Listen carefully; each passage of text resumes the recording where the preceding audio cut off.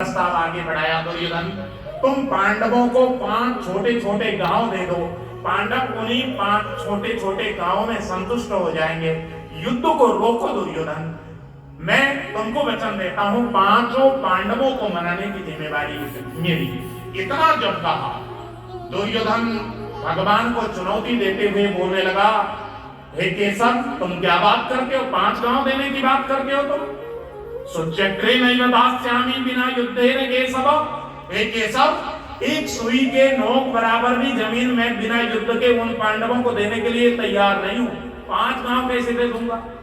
दुर्योधन ने जैसे ये बात कही, भगवान उच्च आसन पर बैठे हुए थे, भगवान एक साथ अपने आसन से खड़े हो गए और दुर्योधन को चुनौती देते हुए कहा, हे दुर्योधन हित वचन नहीं तूने माना, मैत्री का मूल्य न पहचाना, तो ले मैं भी अब जाता हूँ, अंतिम संकल्प सुनाता हूँ, याचना नहीं अब रण होगा, जीवन जय या मरण होगा, टकराएंगे नक्षत्र निकर, बरसेगी भू पर बही प्रहर, नाक का डोलेगा, विकराल काल को खोलेगा दुर्योधन, रण ऐसा होगा जो कभी नहीं ऐसा होगा दुर्योधन, रण ऐसा होगा जो कभी नहीं। जब भगवान बोल रहे थे पृथ्वी में मूसलाधार बारिश बरसने लगी, आकाश में तारे टपकाने लगे, उस समय पृथ्वी में भूकंप आ गई और उस स्थिति को जब भगवान श्री कृष्ण ने देखा, तत्काल भगवान श्री कृष्ण ने अपने कंधे का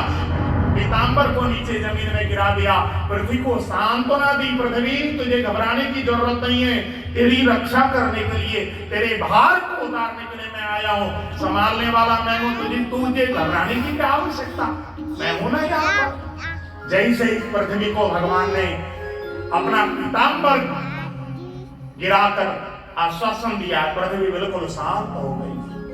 अब तो दुर्योधन घबराया तुरंत। अच्छा, दुर्योधन राजनीति में बड़ा निपुण और राजनीति में रिश्तेदारी बहुत काम आती है। तुरंत दुर्योधन ने आकर भगवान के सामने हाथ जोड़ते हुए कहा, अरे समधी जी आप तो नाराज हो गए। भगवान श्री कृष्ण दुर्योधन के सगे समधी थे, क्योंकि भगवान का जो सांब पुत्र था, सांब ने दुर्योधन की पुत्री लक्ष्मणा के साथ विवाह किया था, तो ये समधी थे। तुरंत दुर्योधन ने आकर अपनी रिश्तेदारी आपके बीच में ले आया और कहा, समधी जी आपकी हमने कोई खातिरी तो की नहीं, सीधे राजनीतिक चर्चा करने के लिए बैठ गए। ऐसा करेंगे, आपके लिए हमने 56 भोग तैयार करवाया है, पहले 56 भोग पा लीजिए, उसके बाद राजनीतिक चर्चा तो हम करेंगे, दूसरे सत्र में फिर से दोबारा बैठेंगे। भगवान ने कहा, सुन दुर्योधन, जो भोजन किया जाता है 3 अवस्था में भोजन किया जाता है। खिलाने वाले के मन में कोई भाव हो तो भूख न होते हुए भी भोजन किया जाता है, और सामने वाले का कोई जीवन में कोई प्रभाव हो तो भी भोजन किया जाता है, और जीवन में कोई अभाव हो तो भी भोजन किया जाता है। मेरे जीवन में कोई अभाव नहीं, तेरे मन में मेरे प्रति कोई भाव नहीं, तेरा मैं कोई प्रभाव नहीं मानता। जब प्रभाव नहीं मानता, जब भाव नहीं है और मेरे जीवन में कोई अभाव नहीं है, तो तुम्हारे यहाँ भोजन में कैसे कर सकता हूँ? हाँ, मुझे भोजन का न्योता पहले मिल चुका है। रास्ते में विदुर चाचा मिले थे, विदुर जी ने मुझे भोजन के लिए निमंत्रण दिया है, भोजन करने मुझे वहां जाना है। इतना जब सुना, कोने में छुपकर किवाड़ के संद से भगवान का दर्शन कर रहे हैं, जैसे ही भगवान की आंखों से झरझर आंसू गिरने लगे। मेरे प्रभु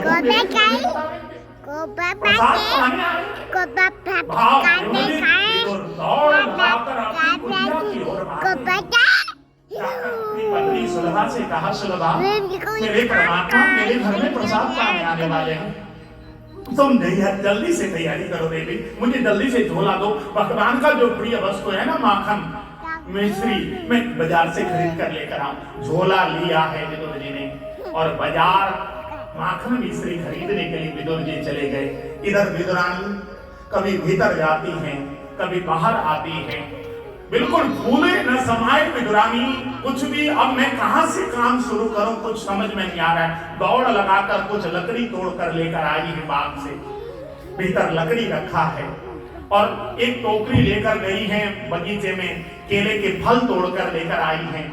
केले के फल रखने के बाद हाथ में झाड़ू लिया है, झाड़ू लगाने का प्रयत्न किया, तुरंत याद आ गई, नहीं नहीं मैं जरा पहले कपड़े तो धो लूं, भगवान आएंगे तो साफ कपड़े में मैं कैसे बिठा पाऊंगी, भगवान को तो धुले वस्त्र में बिठाना होगा ना। सारे कपड़े ले जाकर बाल्टी में डुबोती है। उसी समय एक बाल्टी जल लेकर आई, घर के पूरे घर में चारों तरफ पानी बिखरा दिया, पोछा लेकर पोछा लगाने लगी, फिर कभी झाड़ू उठाती है, कभी पोछा उठाती है, कोई काम आज ढंग से नहीं हो रहा है। कभी रसोई में जा रही है तो चूल्हा जलाने का प्रयत्न करती है तो चूल्हा भी नहीं जल रहा है। भगवान के आगमन की खुशहाली में बिल्कुल बावली सी हो गई।